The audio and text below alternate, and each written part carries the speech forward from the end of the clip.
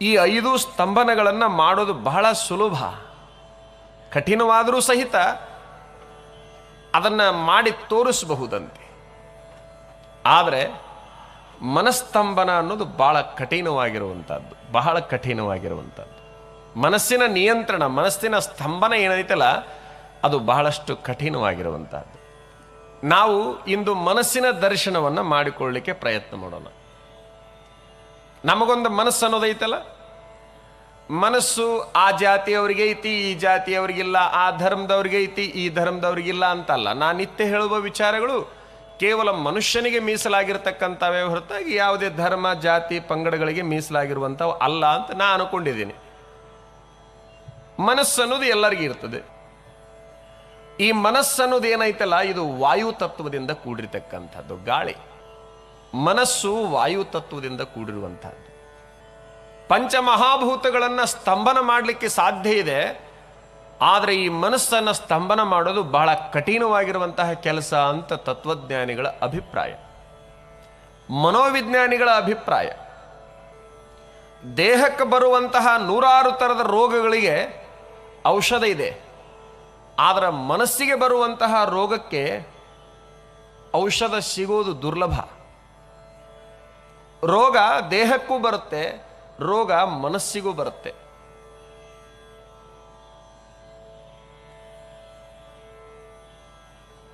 ಬರೇ ವೈದ್ಯರಿದ್ರು, ಈಗ ಮನೋವೈದ್ಯರು ಬಂದಾರ, ವಿಶೇಷವಾಗಿ ಮನಸ್ಸಿಗೆ ಮೀಸಲಾಗಿರ್ತಕ್ಕಂಥವ್ರು. ಅದರೊಳಗೆ ಅವರು ಕೆಲವು ಜನ ವಿಜಯಿಗಳು ಆಗಿದ್ದಾರೆ.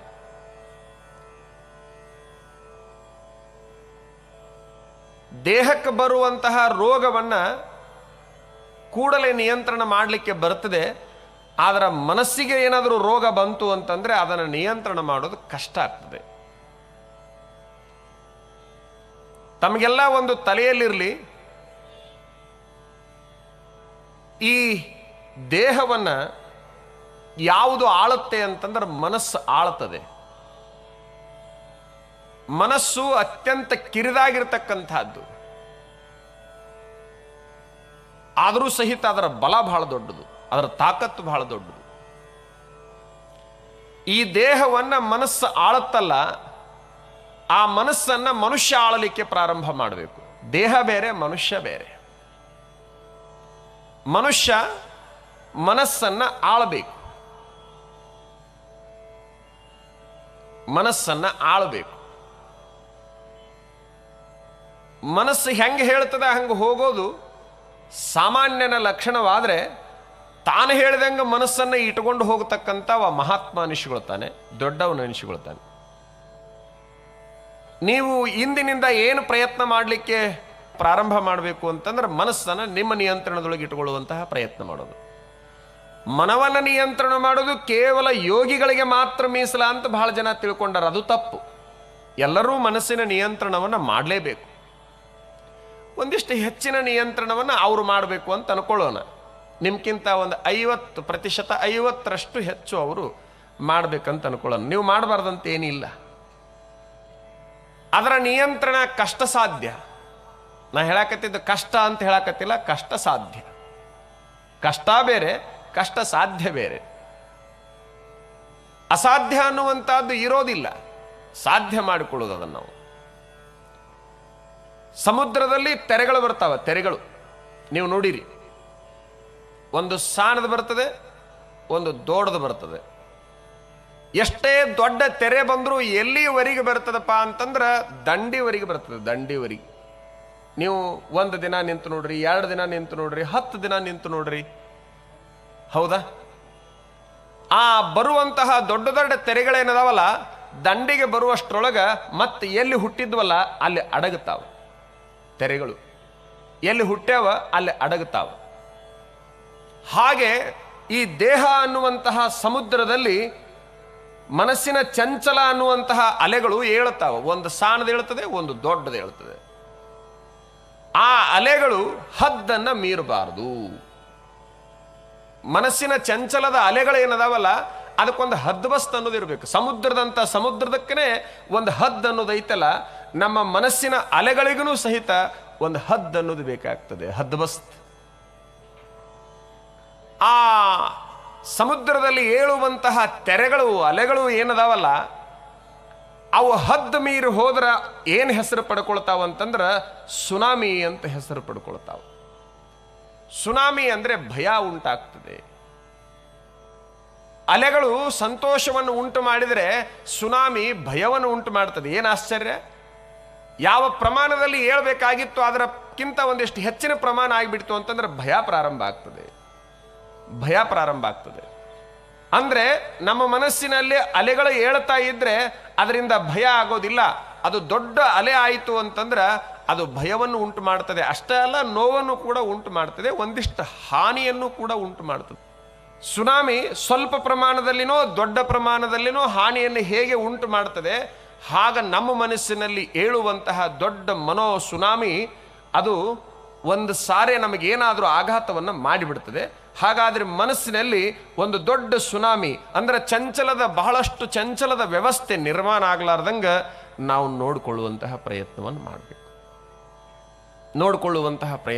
ಮಾಡಬೇಕು. ಎಲ್ಲದನ್ನೂ ಗೆಲ್ಲಲಿಕ್ಕೆ ಸಾಧ್ಯ ಇದೆ. ಮನಸ್ಸನ್ನು ಗೆಲ್ಲೋದು ಬಹಳಷ್ಟು ಕಷ್ಟ ಸಾಧ್ಯವಾಗಿರುವಂತಹದ್ದು. ಯಾರು ಮನಸ್ಸನ್ನ ಗೆದ್ದೇ ಇಲ್ವಲ್ಲ, ತಮ್ಮ ಮನವನ್ನು ಯಾರು ಗೆದ್ದೇ ಇಲ್ವಲ್ಲ, ಅವರು ಮೂರು ಲೋಕದ ಒಡೆಯರಾದ್ರೂ ಸಹಿತ ಅತೃಪ್ತರೇ. ಯಾರು ತಮ್ಮ ಮನಸ್ಸನ್ನು ತಾವು ಗೆದ್ದೇ ಇಲ್ವಲ್ಲ, ಮನಸ್ಸಿನ ಮೇಲೆ ವಿಜಯವನ್ನು ಸಾಧಿಸೇ ಇಲ್ವಲ್ಲ, ಅವರು ಮೂರು ಲೋಕವನ್ನು ತಮ್ಮ ಹಿಡಿತದಲ್ಲಿ ಇಟ್ಟುಕೊಂಡಿದ್ದರೂ ಕೂಡ ಅತೃಪ್ತರು. ಯಾರು ಮನವನ್ನ ತಮ್ಮ ನಿಯಂತ್ರಣಕ್ಕೆ ಒಳಪಡಿಸಿಕೊಂಡಾರ, ಮನಸ್ಸಿನ ಮೇಲೆ ಹಿಡಿತವನ್ನು ಸಾಧಿಸ್ಯಾರ, ಏನು ಇಲ್ಲ ಅಂದ್ರೂ ಸಹಿತ ಅವರು ತೃಪ್ತರು. ಜೀವನಕ್ಕೆ ಬೇಕಾಗಿರುವಂತಹದ್ದು ತೃಪ್ತಿ ಮಾತ್ರ. ಆ ತೃಪ್ತಿ ಸಿಗೋದು ಯಾವಾಗಪ್ಪ ಅಂತಂದ್ರೆ ಮನಸ್ಸಿನ ನಿಯಂತ್ರಣವಾದಾಗ ಮಾತ್ರ. ಮನಸ್ಸಿನ ನಿಯಂತ್ರಣ ಆದಾಗ ತೃಪ್ತಿ ಅಂತಕ್ಕಂತಹದ್ದು ಸಿಗುತ್ತದೆ. ಮನಸ್ಸು ನಿಮ್ಮನ್ನು ಆಳಲಾರದಂಗ ನೀವು ಒಂದಿಷ್ಟು ಚಿಂತನೆಗೊಳಗಾಗಬೇಕು. ಆ ಮನಸ್ಸಿನ ಕೂಡ ಒಂದಿಷ್ಟು ಸ್ನೇಹವನ್ನು ಮಾಡಿ ನಿಮ್ಮ ದಾರಿ ಒಳಗೆ ಅದನ್ನು ಕರ್ಕೊಂಡು ಬರುವಂತಹ ಪ್ರಯತ್ನವನ್ನು ನೀವು ಮಾಡಬೇಕು. ಅದರ ದಾರಿ ಒಳಗೆ ನೀವು ಹೋಗಬಾರ್ದು. ಅದೇನ್ರಿ, ನೂರಾರು ಥರ ಹೇಳ್ತದೆ, ಸಾವಿರಾರು ಥರ ಹೇಳ್ತದೆ, ಹೌದಾ? ಈಗ ನೀವೆಲ್ಲ ಕುಂತೀರಿ, ದೇಹ ಮೈದಾನದಲ್ಲಿದೆ, ಮನಸ್ಸೇನಾದರೂ ಇಲ್ಲಿಲ್ಲ ಅಂದ್ರೆ ನಾ ಏನು ಹೇಳ್ತೀನಿ ಗೊತ್ತಾಗೋದಿಲ್ಲ. ನನ್ನನ್ನು ನೀವು ನೋಡ್ತಿರ್ಬೋದು, ನನ್ನ ಕಡೆ ಮುಖವಾಗಿ ಕುಂತಿರಬಹುದು, ನೆಟ್ಟಗನೂ ಕುಂತಿರಬಹುದು, ಏನೆಲ್ಲ ಸರಿ ಇರಬಹುದು. ಮನಸ್ಸನ್ನುವಂಥದ್ದು ಒಂದು ಇಲ್ಲಿ ಇಲ್ಲ ಅಂದ್ರೆ ನಾ ಏನು ಹೇಳ್ತೀನಿ ಅನ್ನೋದು ನಿಮ್ಗೆ ಗೊತ್ತಾಗೋದಿಲ್ಲ. ಅವಾಗ ಮಗ್ಗಲು ಕುಂತವ್ರನ್ನ ಕೇಳಕ್ಕೆ ಹೋಗ್ತೀರಿ, ಏನೋ ಹೇಳಿದ್ರಲ್ಲ ಅಂತ. ಮಗ್ಗಲು ಕುಂತವ್ರನ್ನ ಏನೋ ಹೇಳಿದ್ರಲ್ಲ ಅಂತ ಅಂತೀರಿ ಅಂದ್ರೆ ನೀವು ಇಲ್ಲಿ ಮೈದಾನದಾಗ ಇದ್ದಿಲ್ಲ ಅಂತ ಮಗ್ಗಲ್ದವ್ರು ತಿಳ್ಕೊಬೇಕು. ಒಂದು ಕ್ಷಣ, ಒಂದು ಅರ್ಧ ನಿಮಿಷ ನಮ್ಮ ಮನಸ್ಸು ಎಲ್ಲೋ ಹೋಯ್ತು ಅಂತಂದ್ರೆ ನೀವು ಇಲ್ಲಿದ್ರೂ ಕೂಡ ಪ್ರಯೋಜನ ಆಗೋದಿಲ್ಲ. ಯಾರೋ ಒಬ್ರು ಹೇಳ್ತಾ ಇದ್ರಂತೆ, ಕುಂತು ಉಂಡ್ರೆ ಕುಡಿಕೆ ಹೊಣ್ಣು ಸಾಲೋದಿಲ್ಲ ಅನ್ನೋ ವಿಷಯವಾಗಿ ಮಾತಾಡಕ್ಕೆ ಪ್ರಾರಂಭ ಮಾಡಿದ್ರು. ಮನಸ್ಸು ಎಲ್ಲೋ ಇತ್ತು, ಕಿವಿ ಇದನ್ನು ಕೇಳಿಸಿಕೊಂತು. ಮುಂದಿನ ವಿಚಾರಕ್ಕೆ ಆತ ಮನಗೊಡ್ಲಿಲ್ಲ. ಹುಡುಗ ಇಷ್ಟು ಕೇಳಿಸಿಕೊಂಡು ಮನೆಗೆ ಹೋಗ್ಬಿಡ್ತು.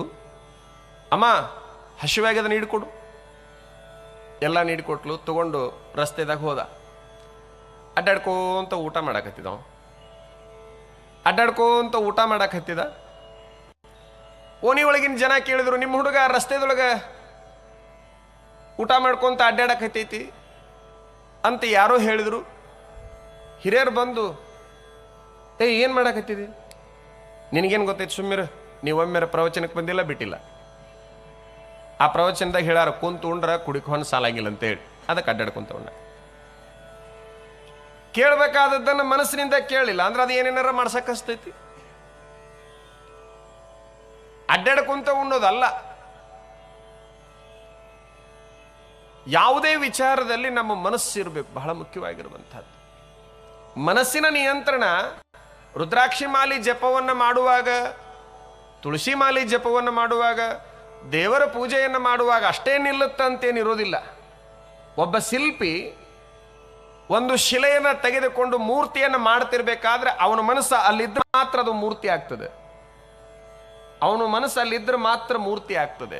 ಪರಿಪೂರ್ಣ ಕೆತ್ತನೆಯನ್ನು ಮಾಡಿ ಈ ಮೂಗಿನ ತುದಿಯಲ್ಲಿ ಒಂದಿಷ್ಟು ಉಳಿಯನ್ನು ಆಡಿಸುವಂತಹ ಸಂದರ್ಭದೊಳಗೆ ಮನಸ್ಸು ಎಲ್ಲೋ ಹೋಯ್ತು ಅಂತಂದ್ರೆ ಒಂದಿಷ್ಟು ಪೆಣಿಕೆ ಹಾರಿದ್ರು ಮುಗಿದು ಹೋಯ್ತಲ್ಲ, ಆ ಮೂರ್ತಿ ನಿರುಪಯೋಗಿ ಆಗ್ತದೆ. ಎಷ್ಟು ಕಷ್ಟಪಟ್ಟಿರ್ತಾನೆ, ವರ್ಷಗಂಟ್ಲೆ ಕಷ್ಟಪಟ್ಟು ಎಲ್ಲ ಅಂಗಾಂಗಗಳನ್ನು ಕೆತ್ತಕೊಂಡು ಬಂದಿರುವಂತಹ ಆ ಶಿಲ್ಪಿ ಮೂಗನ್ನು ಕೆತ್ತುತ್ತಾ ಇರುವಂತಹ ಸಂದರ್ಭದಲ್ಲಿ ಮನಸ್ಸು ಎಲ್ಲೋ ಹೋಯ್ತು ಅಂತಂದ್ರೆ, ಒಂದು ಸ್ವಲ್ಪ ಪೆಟ್ಟು ಜೋರಾಯಿತು ಅಂತಂದ್ರೆ ಆ ಮೂಗಿನ ತುದಿ ಹಾರಿತು ಅಂತಂದ್ರೆ ಯಾರು ಒಯ್ಯವ್ರದಾರ ಆ ಮೂರ್ತಿನ?